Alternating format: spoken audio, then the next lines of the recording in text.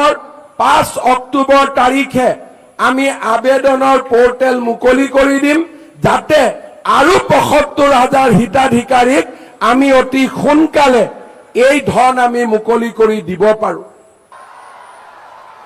আজি আমি 30 অক্টোবৰত কথা কৈ আছো আৰু 10 নৱেম্বৰত ৰাতিপুৱা 12 বজাৰ আগতে আপোনালোকৰ বেংকৰ একাউণ্টত 25,000 টকাকৈ আৰু জমা হ'ব।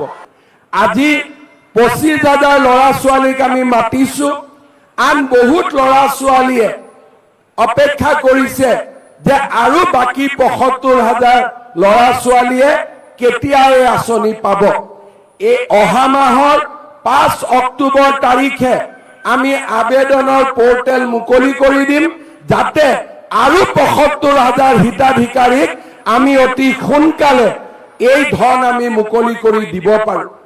শ্ৰদ্ধাৰ যুৱক যুৱতী বন্ধু বান্ধৱীসকল, আমাৰ লক্ষ্য 2 লাখ ল'ৰা ছোৱালীক আমি সৃষ্টি কৰা।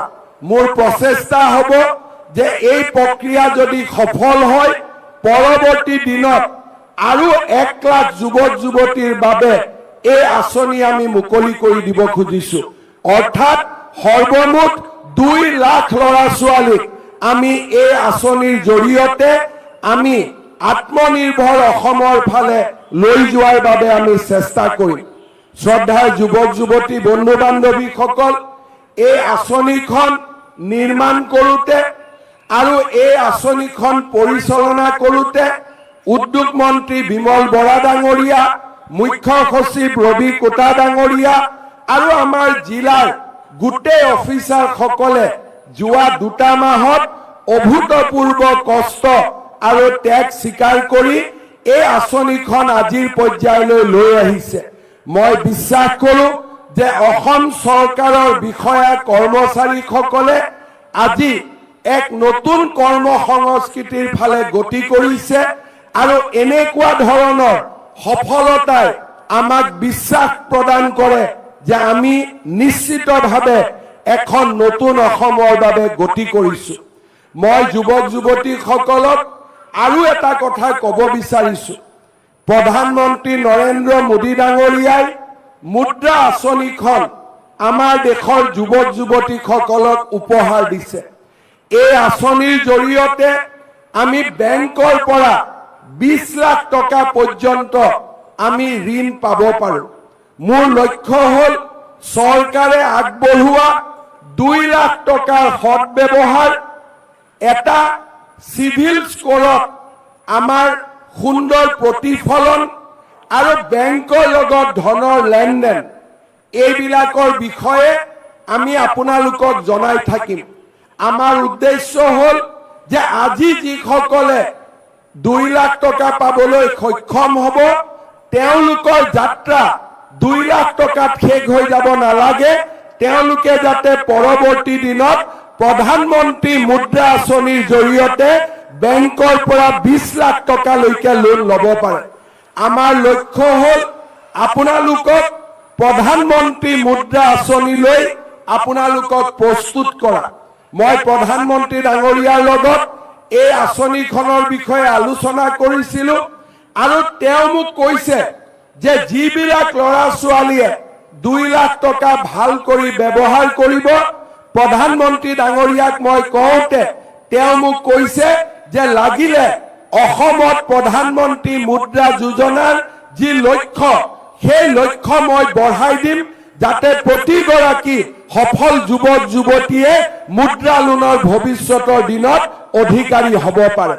মই বিশ্বাস কৰোঁ আজি যদি এই 1 লাখ ল'ৰা ছোৱালীক আজিৰ 25,000, পৰৱৰ্তী দিনৰ ৭৫,000 আৰু তাৰ পিছত 1 লাখ, এই 2 লাখ ল'ৰা ছোৱালীক যদি আমি প্ৰধানমন্ত্ৰীৰ মুদ্ৰা আঁচনিলৈকে লৈ যাব পাৰো তেতিয়া আমাৰ অসমৰ সামগ্ৰিক যিটো পৰিৱেশ সেই গোটেই পৰিৱেশটো সলনি হৈ যাব। আগত অসমৰ মানুহৰ বিশ্বাস আছিল যে বেংকে আমাক লোন নিদিয়ে, কিন্তু আজি লাহে লাহে সেই পৰিৱেশবিলাক সলনি হৈছে। চলিত বৰ্ষৰ 31 মাৰ্চলৈকে অসমৰ ক্ষুদ্ৰ আৰু মজলীয়া উদ্যোগলৈকে বেংকে 29,000 কোটি টকাৰ লোন আগবঢ়াইছে। 70,000 টকা আজি আমি আপোনালোকক একোখনকৈ বেংক ড্ৰাফ্ট প্ৰদান কৰিম। আপোনালোকে এই বেংক ড্ৰাফ্টখন লৈ গৈ নিজৰ বেংক একাউণ্টত জমা দিলে আপোনালোকৰ বেংক একাউণ্টত 75,000 টকা জমা হ'ব। দ্বিতীয়তে এই মাহৰ ভিতৰতে আপোনালোকক আমি 3 দিনকৈ আমাৰ জিলাসমূহত প্ৰশিক্ষণ কৰোৱাম। ইতিমধ্যে কিছু যুৱকৰ প্ৰশিক্ষণ সম্পূৰ্ণ হৈছে আৰু কিছু যুৱকৰ প্ৰশিক্ষণ বাকী আছে। মই আপোনালোকক প্ৰতিশ্ৰুতি দিছো যে আপোনালোকৰ বেংক একাউণ্টত অহা 10 নৱেম্বৰত আমি আৰু 25,000 টকা সোমোৱাই দিম। আপোনালোকক প্ৰধানমন্ত্ৰী মুদ্ৰা আঁচনিলৈ আপোনালোকক প্ৰস্তুত কৰা।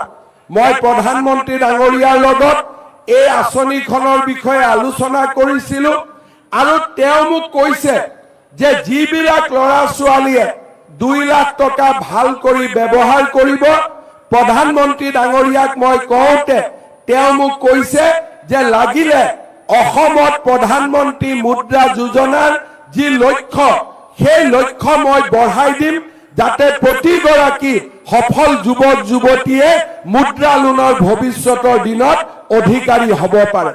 মই বিশ্বাস কৰোঁ আজি যদি এই 1 লাখ ল'ৰা ছোৱালীক আজিৰ 25,000 পৰৱৰ্তী দিনৰ 75,000 আৰু তাৰ পিছত 1 লাখ এই 2 লাখ ল'ৰা ছোৱালীক যদি আমি প্ৰধানমন্ত্ৰীৰ মুদ্ৰা আঁচনিলৈকে লৈ যাব পাৰোঁ তেতিয়া আমাৰ অসমৰ সামগ্ৰিক যিটো পৰিৱেশ সেই গোটেই পৰিৱেশটো সলনি হৈ যাব।